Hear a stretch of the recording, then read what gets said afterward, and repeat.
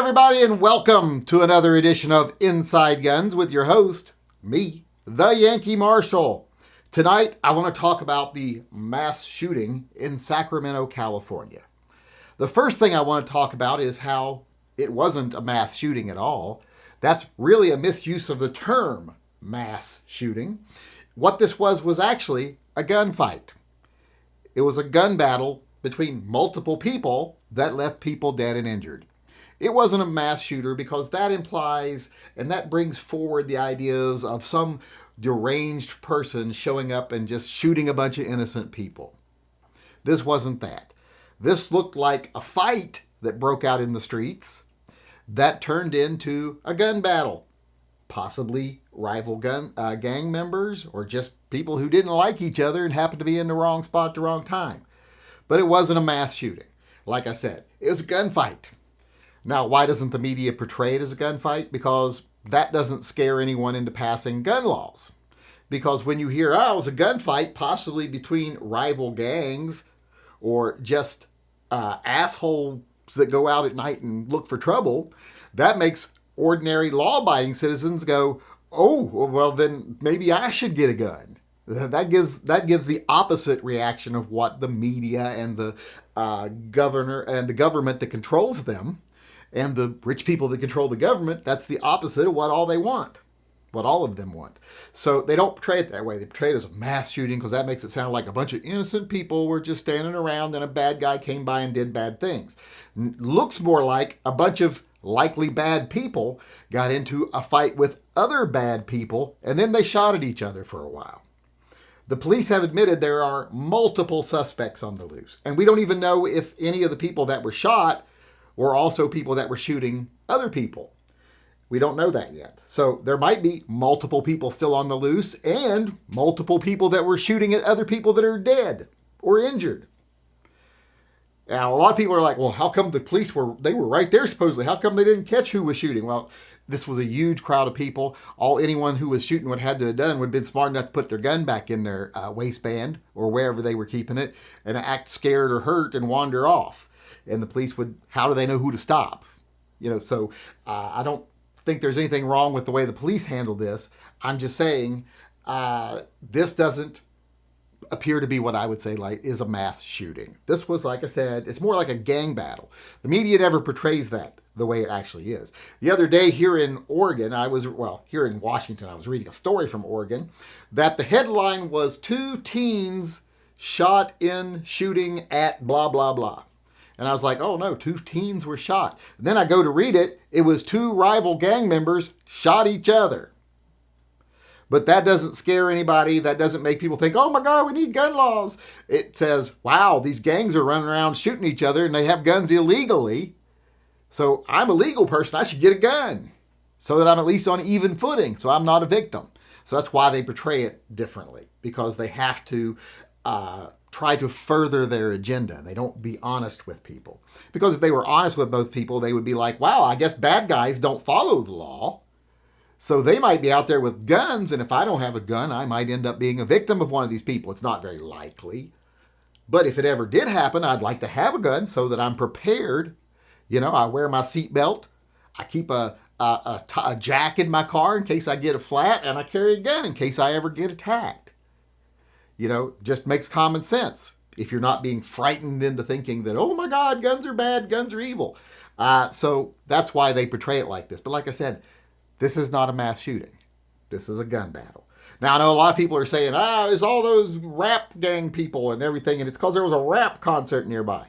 I'm not going to go that far and say that. I'm not saying that that's impossible or that's even unlikely. But I am going to say that the rap concert was by Tyler, the Creator. So not exactly the most hardcore gangsta rapper or anything you're ever going to see. Although I did see someone say, we all know he has gang affiliations. And I was like, wow, he does? Let me look into that. It was the old Future Wolfgang. If anybody remembers that, you might want to research that before you start saying he has hardcore gang interaction. That was a bunch of performance school, performance high school kids joining together in a gang. So, like I say, I'm not tying it to the concert. It was 4 blocks from the concert. It was 2 blocks from the Capitol. So I think it'd be, if you're going to say it was because of the concert, well, maybe it was politicians caused it. Maybe they were involved. But, I think we all know that's not true. Politicians don't fight their own fights. They get the young children of poor people to fight their fights. And when it comes to adults in our country, they prefer to make people fight amongst themselves while they watch. They don't really get involved personally. So I don't think it had anything to do with how close it was to the Capitol.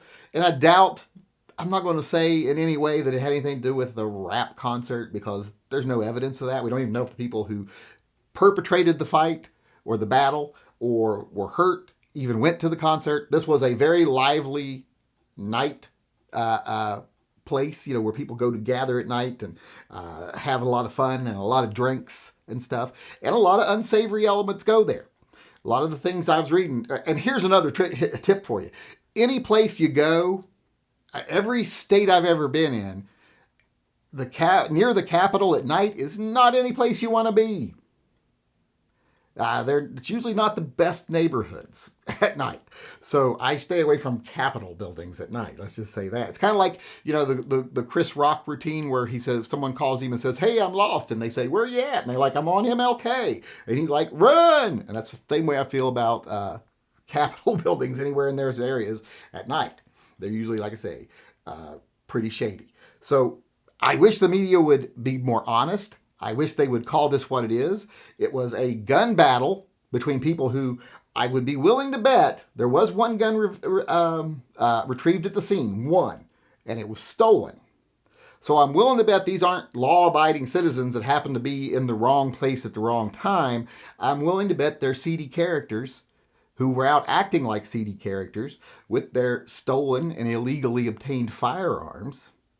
That they either obtained illegally through illegal means or had their girlfriend buy for them, which I've seen so often. And no, that's not racist to say that, because that's just reality. When it comes to gang members, they'll often have their girlfriends buy their guns. You see it at shows all the time and in gun shops all the time. Luckily, most gun shops are smart enough to catch on to it. But so I'm not saying anything to be racist here, but this was a black crowd.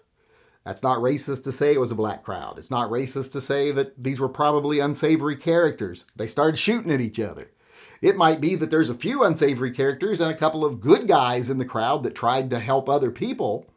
But since those guys didn't come forward, here's the thing. If it was like two bad guys started shooting each other and then other, legally armed people in the crowd got involved and tried to stop the incident, I think those people would have come forward, not run away. So I'm betting it was a bunch of unsavory people who had guns that they obtained in less than legal ways, and they just let their tempers get the best of them, or they had personal beef with the other people, or something like that. They said it's not a mass shooting. It's a gun battle between people that probably shouldn't have had guns. But somehow those laws in California, the strictest gun laws in the state, didn't stop it. There were apparently multiple people in that crowd that had guns that probably shouldn't have. How is that possible in California with their strict gun laws?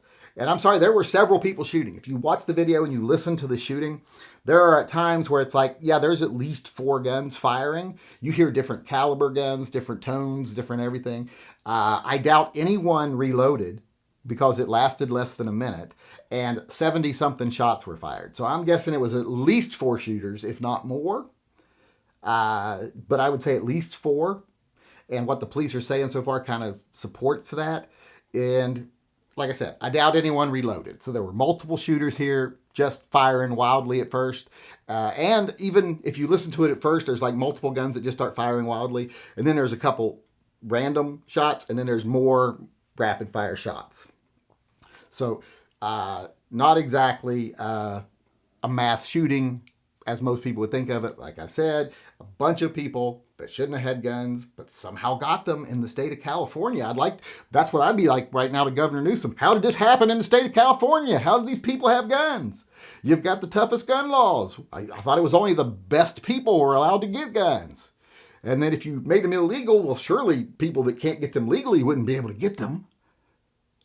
We all know how stupid that is. Of course, I'm being facetious here. But that's what I wanted to say. The media has an agenda. This was not a mass shooting. It was a gun battle, just like that thing in Portland the other day. It wasn't 2 teenagers being shot. It was 2 gangbangers shooting at shot each other. But like I said, that doesn't win people over to the gun control side. It actually makes people think, wow, I should protect myself. If people that can't legally have guns find ways to get them, those of us that can legally have them should, just in case. So stop believing the media when it comes to stuff like this. Make sure you check into the details, because like I said, they lied about that thing in Portland. They really misrepresented it, and so did they with the thing that just happened in Sacramento. All right, everybody, I went long there. Surprise, surprise. But I want to thank everybody for coming. I do appreciate that you're here, and I hope you come back again tomorrow. Until then, I just want to remind everyone to always carry and stay safe until I see you again.